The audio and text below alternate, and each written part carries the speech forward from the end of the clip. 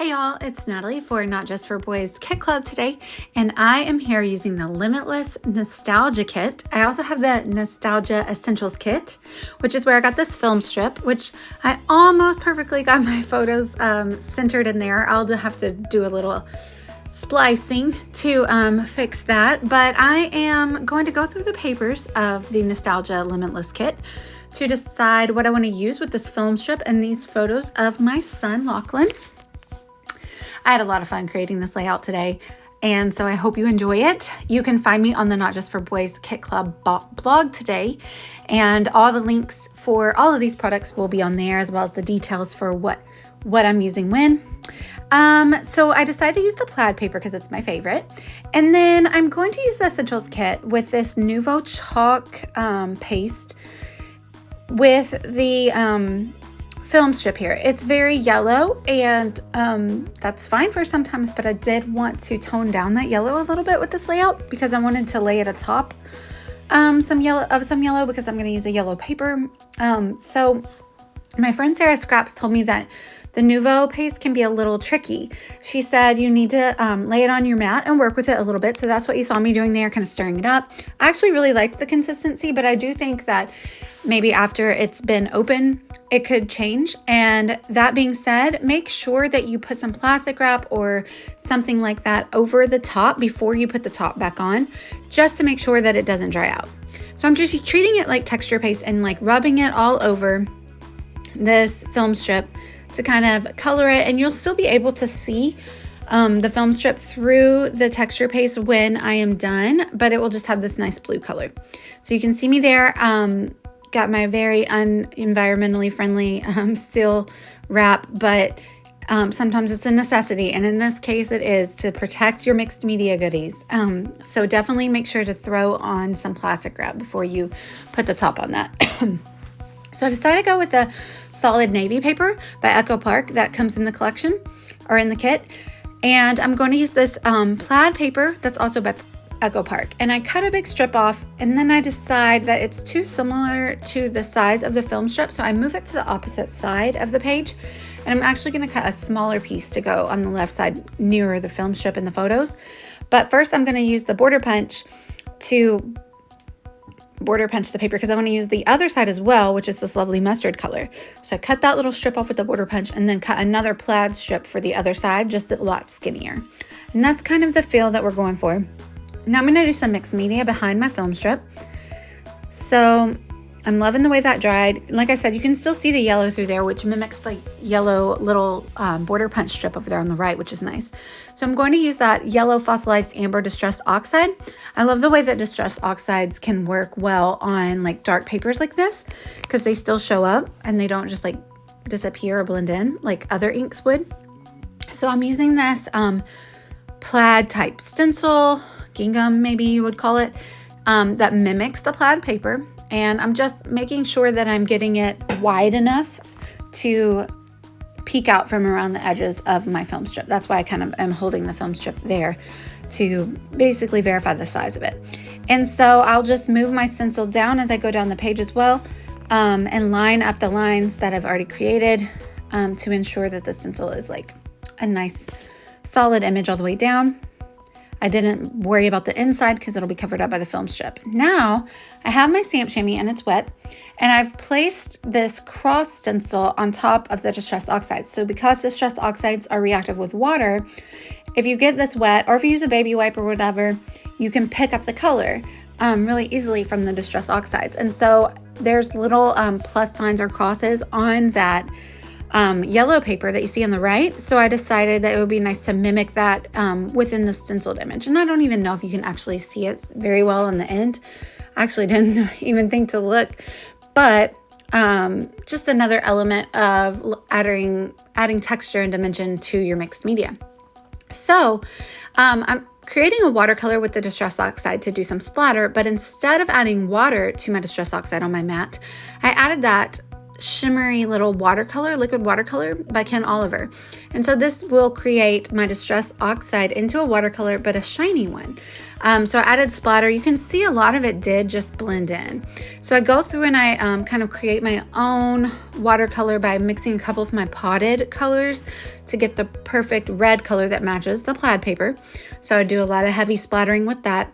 And then I'm like, oh, look, there's the brown color. I have some copper, what do you call it? Mica distress spray. So I decided to throw that in as well. It's nice and shiny and I knew that I was going to be using the brown alphas that are from the Nostalgia Essentials kit.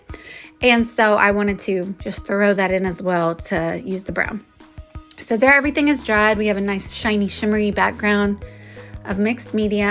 I'm going to go ahead and commit to that strip on the left. I don't stick those down exactly yet, but I am inking them up with some Gathered Twig Distress Oxide, which is a brown color. And let's see, what's next? Next, we're going to work on the title. So the red alphas come in the Nostalgia Limitless kit. And then there's an Essentials kit, which is a mixed media kit. It also has additional ephemera. This time it has some alphas. So it has the Doodlebug alphas in the brown color. I think they're called espresso maybe, or mocha, I'm not sure. But I want to mix my alphas, which I think is always a fun thing to do. So my title is going to say Lachlan Gage, A Whole Mood, because he's kind of feeling himself in those pictures, and he is a whole mood, y'all. That second child, man, woo, there's a reason we don't have 3. So I'm layering my film strip on top of some ephemera bits from the 49th and Market ephemera package, and that is called, what is that called? Serenity. And it has lots of lovely creams and blues, and so I pulled out a couple pieces to layer behind my film strip, and now I'm looking for some additional pieces to use to layer for my title, and I'm just going to let my title float over there on the right hand side opposite the film strip. So let's see, what are we doing? Maybe we're finally going to commit to sticking these down. Probably not, though. I don't know why. I knew that was where it was going to go, and it wasn't going to go anywhere else. I guess I wanted to make sure I didn't need to layer my title over it, I guess. So I pulled out like these library cards and ledger cards, and I'm going to layer them up. And then that little piece is from the Pink Fresh Studio ephemera collection, which was in the Nostalgia kit. That is the Simply the Best one ephemera kit. So I'm just kind of figuring out how that would look best. That little green piece has something at the top. It says like my favorite or something, always my favorite. So that's what I want to specifically put his name within that block, and then use the rest of the journaling tab or little card to put the rest of the title. So I'm just making that ephemera work for me. So I'm cutting down that one tabbed card to just barely peek out from around the film strip. Those ephemera pieces are very thick. All of the paper from 49th and Market are very thick. So when I go to glue it down or adhere it down, I will use a lot of adhesive. And plus, because the film strip is like that acetate, and it will need a lot of adhesive just to ensure that it doesn't fall down. Just roughing up the edges of all the ephemera pieces, as well as inking them up with that same Gathered Twig color to correspond with the paper strips that I have on either edge. It's all about cohesion, and I love to kind of like bring everything together on the page with similar things like that, like similar distressing and similar inking. So you can see me adding a lot of adhesive to this, and also because it is on top of some mixed media. I didn't add any gesso here. It wasn't really necessary because I wasn't adding a ton of water. So but it still needs a lot of adhesive to make sure that everything sticks and doesn't fall down, because that would be upsetting. Let's see, let's layer up our cards here to anchor our title. I had a lot of fun creating this. I pulled out some of the ephemera bits from the Simply the Best by Pink Fresh Studio over there on the right. You can kind of see them. And there's a piece that says Legendary, and it's right there. And for some reason, I kept wanting to stick it at the bottom when, truly, if you read it all together, it makes much more sense for it to go at the top. And it says Legendary, Lachlan Gage, A Whole Mood. Like, that makes much more sense. I don't know why I kept trying to stick it at the bottom. I tried to make it work. But The universe knew that it needed to be at the top at that empty white space. And you'll see why here in a minute. It looks much better than it would at the bottom. So stick down my title anchoring section here. And what am I doing? Sorry, it's hard to see through my voiceover box. Oh, okay. I am adding additional adhesive to all of the puffy alphas just because no one likes for them to fall down in their page protector a year or two from now, you know? So I always suggest adding additional adhesive. I use Nuvo adhesive. It's fabulous. So those Doodlebug alphas are fabulous, and I want some in every color. They come in every color of the rainbow and neutrals, as you can see here. So they're fabulous. And these are really fun. These are actually the holiday alphas from the Pink Fresh Studio holiday collection this year. But I love that Paula and Meredith left them or included them in this non-holiday collection in this kit, because you can obviously see that they work really fabulously, and they're a lovely script. So I kind of try to make them touch as I adhere them down to make it look as though they are script. See, I'm trying to stick Legendary at the bottom. It just doesn't work. But what I end up doing is popping it up on some foam, and it does this lovely little overlap of that green piece that says his name. And then I have a lovely little die cut that is also that perfect yellow color that will kind of balance it out there at the bottom. And it's just perfect. And it's like a subtitle. Yeah, we made it work for us. And so I have other little pieces that came from the Serenity Ephemera Kit, as well as from the Pink Fresh Studio Simply the Best Ephemera Kit. And just little captions or whatever. So I'm just kind of figuring out where I would like to stick those around the film strip near the different little photos of him posing and being silly. This was all in the course of me trying to get one like cute photo of him at dinner one night. We just were to register for school. He registered for first grade. And I was like, oh, he's looking cute to meet his teacher. Let me snap a good picture. And both of these boys are so silly, and they were both doing this to me that night. And I actually scrapped the photos I took of my other son for my first project for Not Just for Boys Kit Club. So I realized I hadn't done these yet, and they worked perfectly with this collection. So better now than never, right? Is that how it goes? So I'm just layering up some more of those little captions on some label sheets.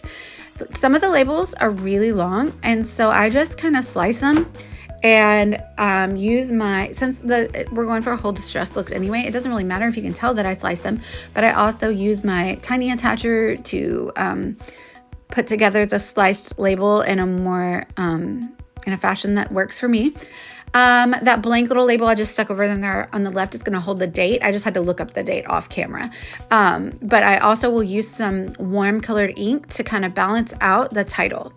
And I'm going to add this ticket, and then I think I'm going to be done. Now, I could have just kept adding ephemera and tucking little bits here and there, but I had to call it quits at some point. I do end up adding in some finishing touches off screen. I add in some red ones to kind of balance out a whole mood title, as well as to bring in the red from the pieces on the edge.